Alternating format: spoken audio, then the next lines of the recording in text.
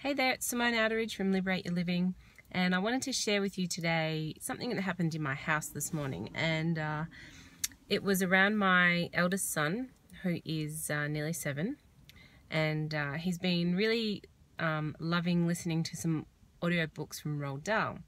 And he's been listening to one of the books called The Witches, I think it is.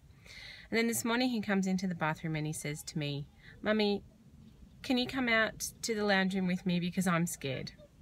And upon some probing about what he was scared about, it turns out that he thought there was witches in the lounge room.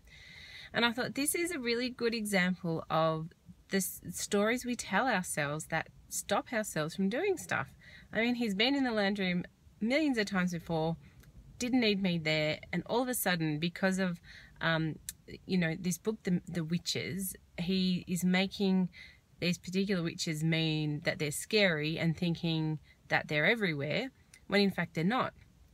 So it was a story that he created in his mind that was completely not real, that stopped him from going into the lounge room and doing what he needed to do there. And it's a good example of how we as adults do that to ourselves as well. We give meaning to things and create stories out of things that simply aren't true, and it holds ourselves back. So, we might create a story and a meaning around not being good enough. And perhaps one thing happened in your life when you were young, and someone said to you that wasn't good enough, or you made that mean it wasn't good enough, and now you've just carried on the story for your whole life thinking that you're not good enough, when in actual fact that's not even the truth. So you have the power to change the story that you tell yourself.